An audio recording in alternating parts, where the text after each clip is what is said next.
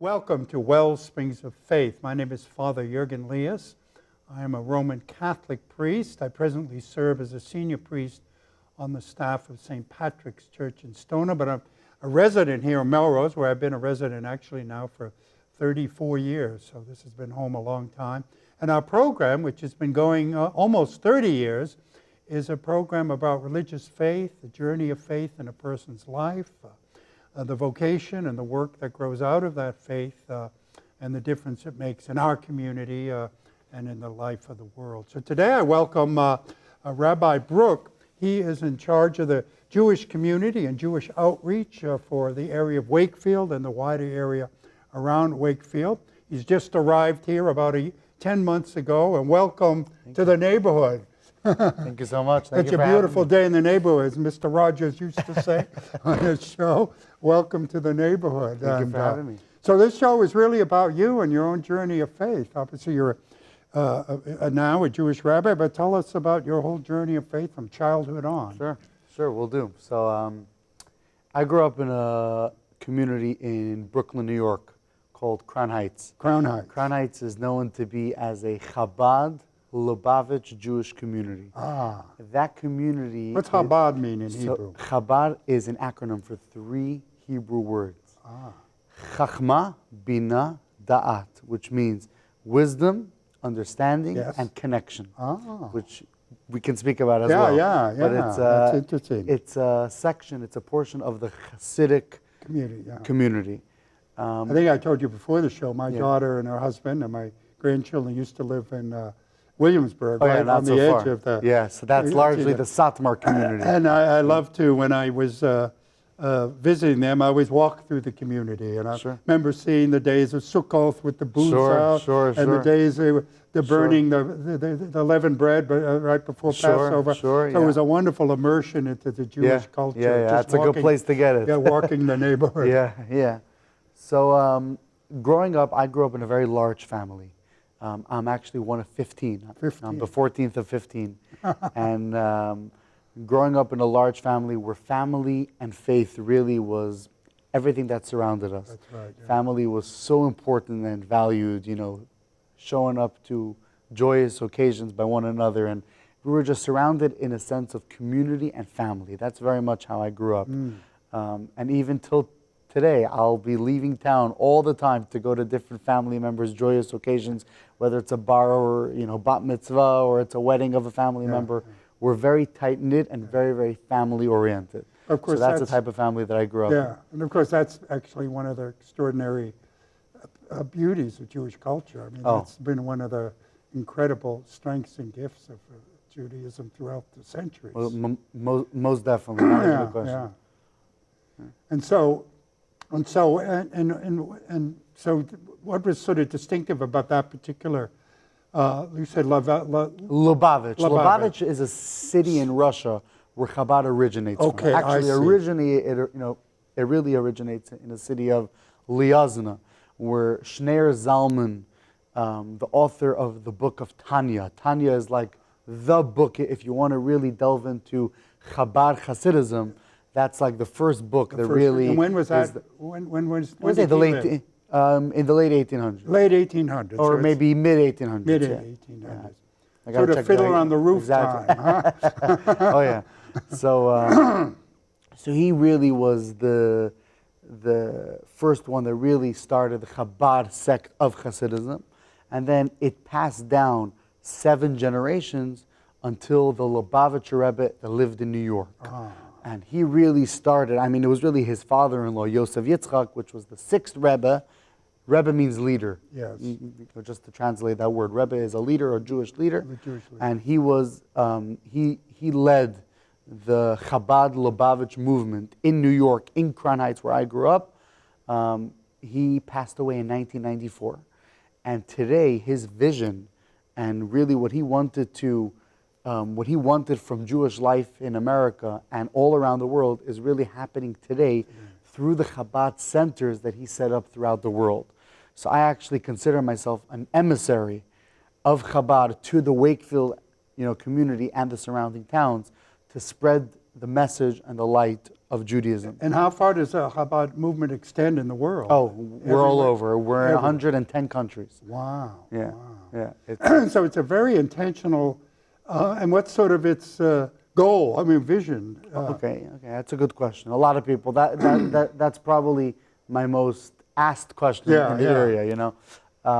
Chabad, the intention of Chabad is to have a space, a physical and a mental space as well, where every Jew can come and feel comfortable to express their heritage and their traditions and explore as well Judaism on their level.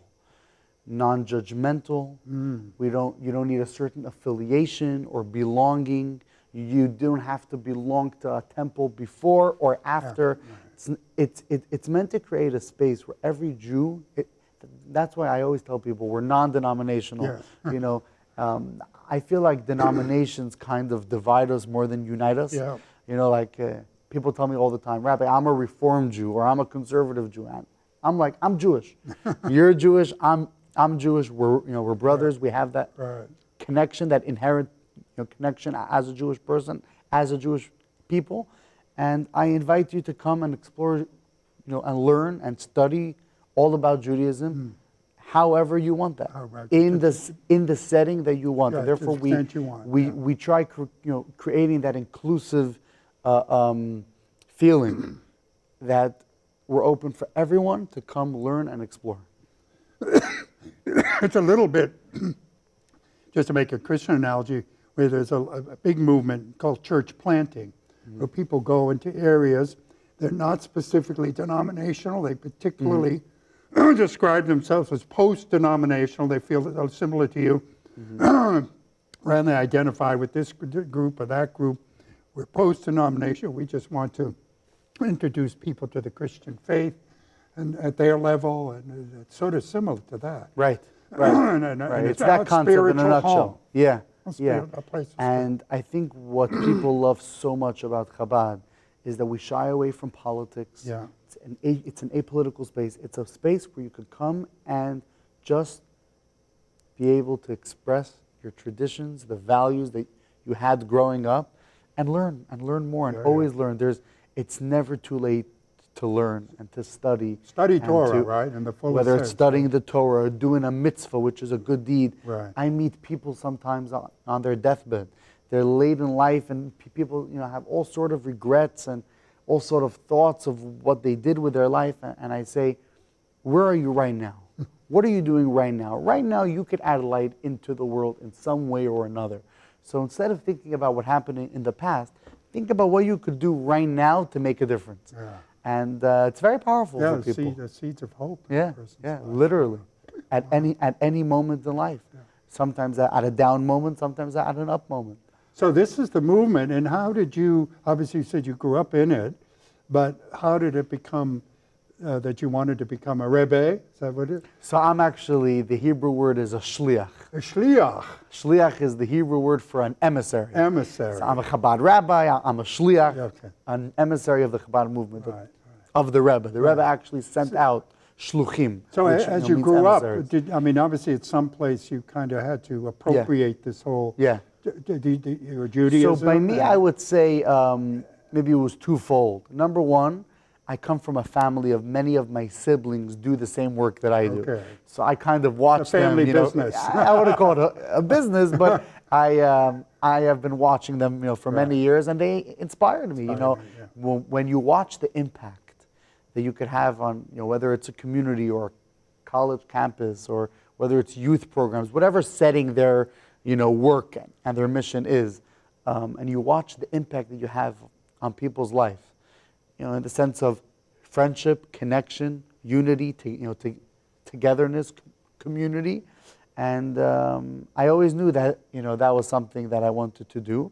As well as in the education system that I grew up in, whether it was, the school or the high school that I attended and the yeshiva, it was always very much encouraged. Your yeshiva, by the way, was all within the yeshivas are Jewish. I went to Jewish schools all the way up. All the way up. Through rabbinic school, through rabbinic college. I got my rabbinic I became a rabbi in Jerusalem. In Jerusalem? Yeah. Yeah, I think I told you before the show, I've been to Jerusalem 15 times. And one of my favorite things I will often bring it's usually the opening of the Sabbath on Friday night. And then the yeshiva students would come dancing down to the so you know where yeshiva is. I'm not telling you where yeshiva is. Yeah, I know. So I went to yeshiva actually in the UK, as well as Canada, and then finally in Israel, where I became ordained as a rabbi. A rabbi, right. And what better city in the world is there to be ordained as a rabbi than in Jerusalem? So that was very, very special experience. It was actually right before COVID broke out. Oh. And then I came back to America and found my lovely wife. We got married in New York. And she also grew up in this tradition? She also grew up actually in Crown Heights, in Brooklyn, New York. Okay, yeah. In the very, very similar background that I did. Right. And we met and we got married. Now we have, thank God, 2 beautiful children. 2 beautiful children. And, you're going to aim for 15 like your parents did? For that, you got to ask my wife. Yeah, so thank God we're here today. Yeah. And so talk a little bit about what is the work of a rabbi in the Chabad? Chabad. C-H-A-B-A-D. Okay. It begins with C-H-A-B-A-D. C-H-A-B-A-D. Yeah, it begins with that. Yeah, I know my Hebrew letters. You're doing Chabad. great. All right. Chabad. So what in terms of Chabad work, it's split into a few things, but just bouncing off what I was saying before, you want to create a welcoming space for people. So whether it's in the sense of Shabbat dinners Friday night for people to come and explore, you have Jewish people that are in their 40s or 50s and they have attended one Shabbat dinner in their life, and to come and see the beauty of the Shabbat of the Saturday, where we put everything away, we have our phones away, all electricity is, we're not touching it, we're not involved with it, and we're focusing solely on family and faith. So there's no other way to experience Shabbat than just putting everything aside and focusing on what's really, really important. So Shabbat is a big thing, those Friday night dinners, bringing families in. My daughter lives in, the daughter who used to live in Williamsburg, they bought a farm up in the Catskills, but among their closest friends are 2, a woman and a man, rabbi, who run the Jewish Center at Bard College, which is up the Hudson. Sure. And they have invited us to Shabbat Friday night. It's a wonderful experience. It brings conversation. Yeah. When you put everything away and you close your life, you leave business, you leave everything behind, and you come just to focus on, number one, good food. You can never go wrong with good food. But then it naturally brings up intellectual and inspirational conversations, which is a beautiful day to do that. So I would say that Shabbat is a big thing. Holiday celebrations. We have Hanukkah coming up. Hanukkah is the most celebrated Jewish holiday. You have people from all around that love celebrating Hanukkah. It's fun. There's good food. It's a good experience. It's outdoors. It's light. Donuts and latkes. You can never go wrong with those. Dreidels and all the dreidels, the whole spiel, right? So holiday celebrations is a big one. And then I would say youth programs. People, part of the Jewish faith is it's so important to pass it on. Pass on the faith. Pass on the baton. So people will tell me all the time, Rabbi, for us, for our kids we need. For our kids we gotta. The Shema says that, right? Teach it to your children. Teach it to your children, exactly. And everyone wants to just pass that on. Pass on the faith, but really also the beauty of Judaism and the light and the moral clarity of Judaism.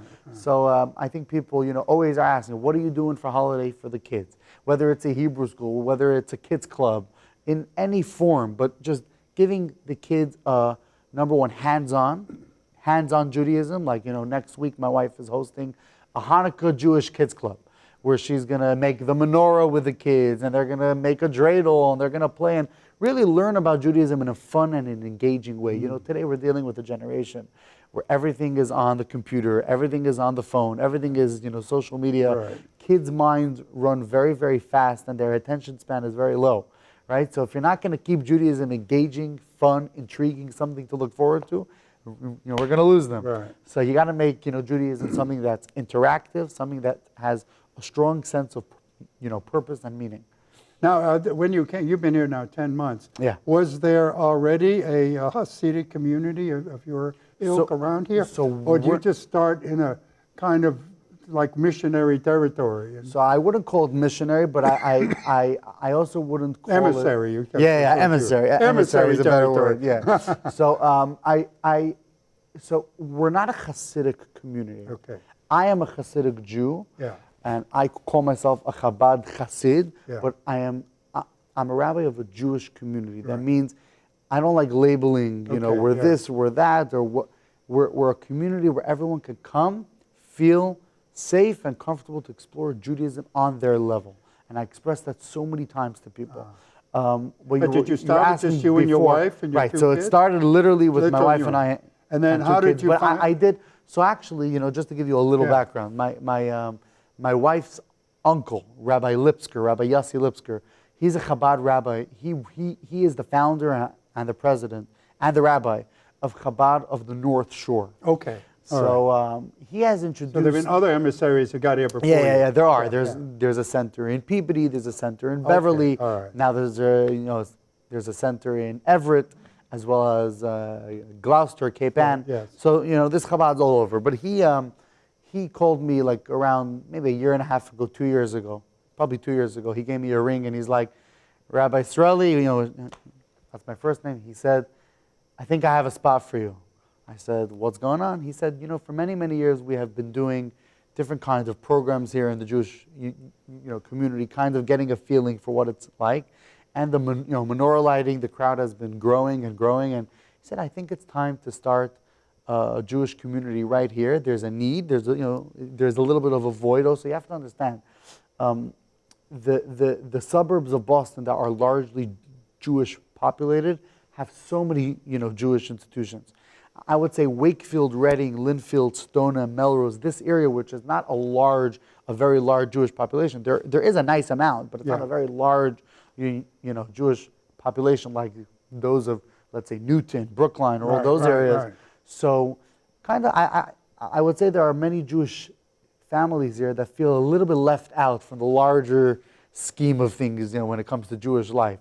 So we kind of figured, and I actually spoke to many families before, that coming to this area would be something very valuable for people to have something local, something right here, a sense of community where they don't have to schlep 20 minutes to go to temple or to a service or a holiday celebration or a Shabbat dinner. Right here in their community, they have something Jewish right here. Right. So we kind of, figured that we'll be filling that void. And I have to say that, since we arrived, the amount of, number one, people that have reached out to us through our website or social media or, just giving us a ring at our number and saying, we're so happy that there's something Jewish, local, a sense of community.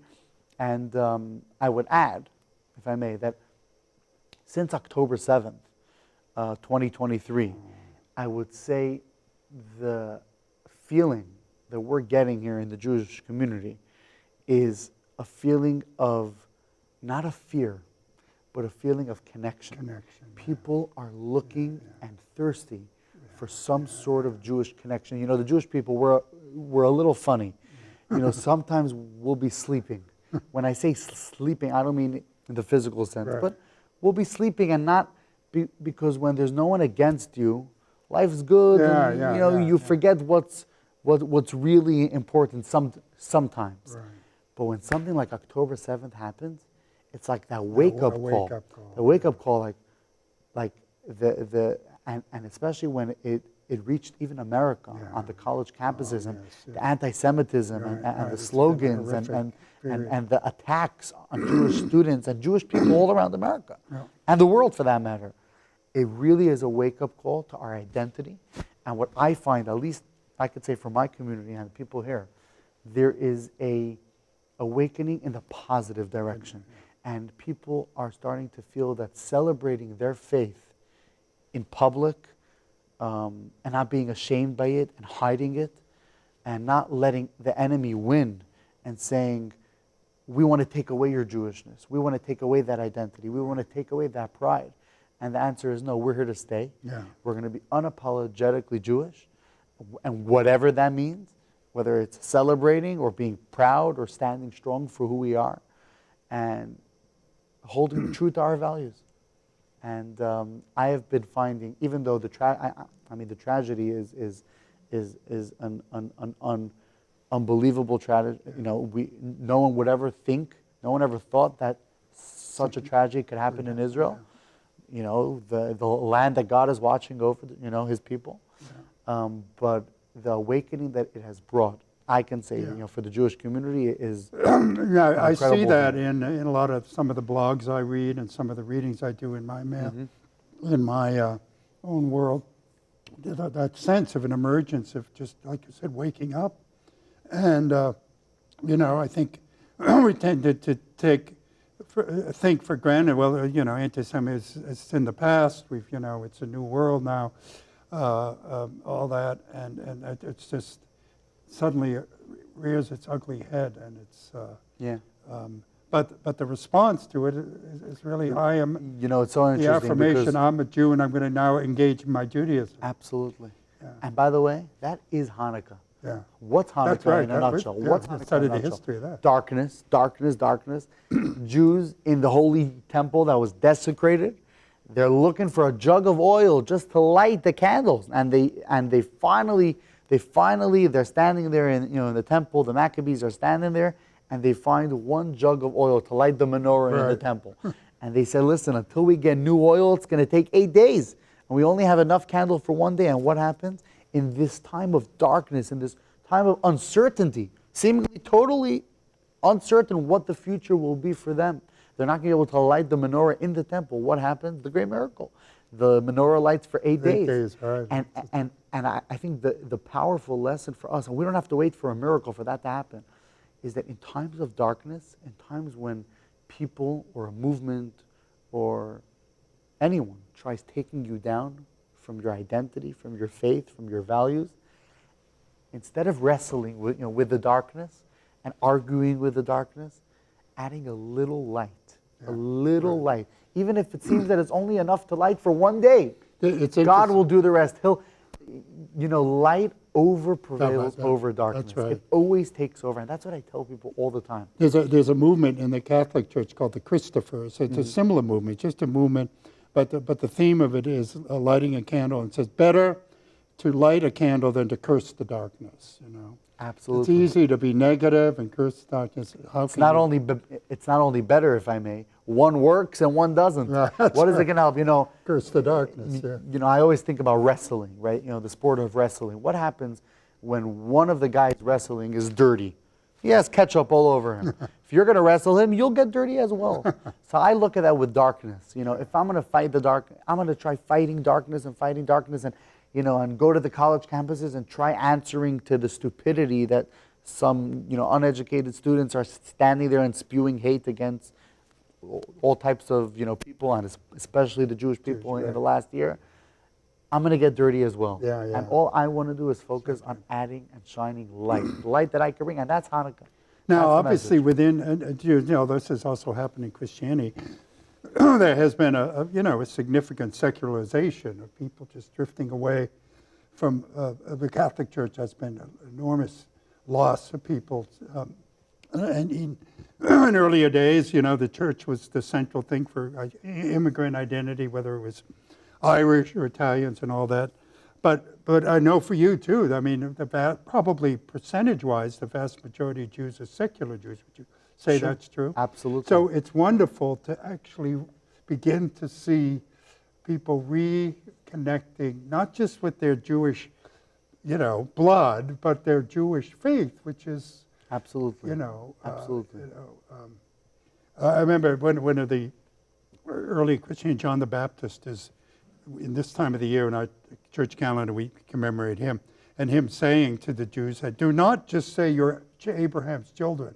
God can raise up stones to become Abraham's children, You need to show that you're Abraham's children by your life and your witness. So this whole movement was a renewal movement, pre-Christian. John the Baptist was not a Christian. People tell me all the time, as a rabbi, people tell me, Rabbi, I'm Jewish by heart. Yeah. And that's true. Good, yeah. No, it's not only good, it's true. There's nothing you have to do to be Jewish. Right. Jewish means if you were born to a Jewish mom, you're Right. Jewish. Jewish, right. Whether you like it or not, accept it or not, or identify with it, you're a Jew, you're a Jew, you're a Jew. There's no way to change that.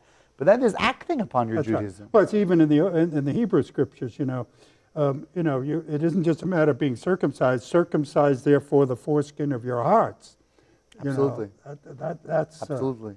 That's that deeper circumcision to God. Yeah. Yeah. That being the goal of the spiritual life and the religious life. That's true for all of us. Yeah. So it's going well then. It's going First amazing. 10 months. Yeah.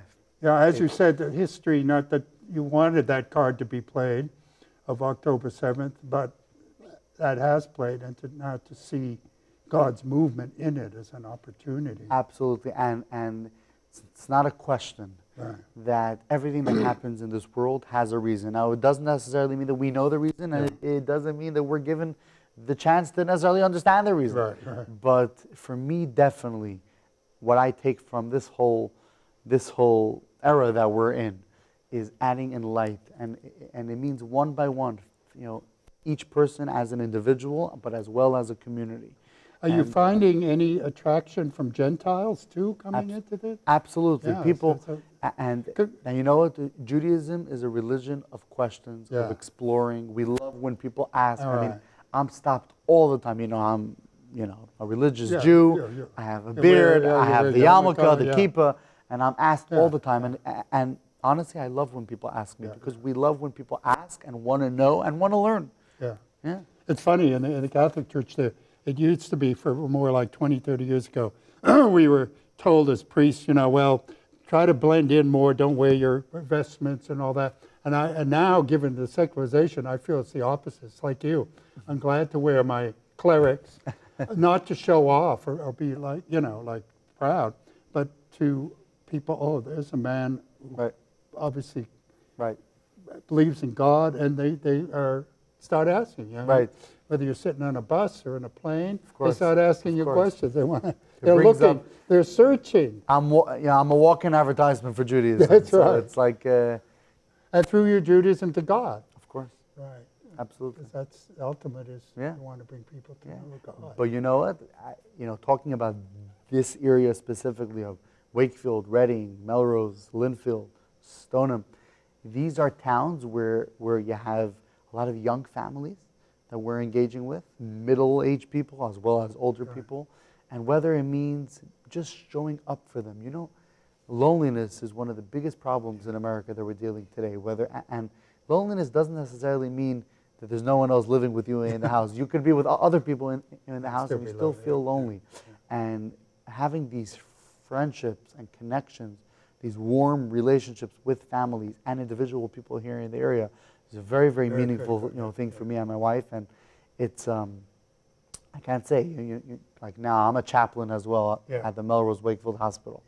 And meeting, people in the time of need, and showing them love, bringing them, chicken soup, or whether it's a challah for Shabbos, and it's a very, very unique experience. Well, we're out of time. Sure. Congratulations on your ministry, blessings on your ministry. Would you appreciate just end with a good Jewish Hebrew prayer for us? A Hebrew prayer? Yeah, to glorify God in any way you want. Yes. Shir l'ma'alot, esa enai el harim, me'ayin yavo ezri. Ezri me'im Adonai, osei shamayim va'aretz. May God watch over and protect all mankind.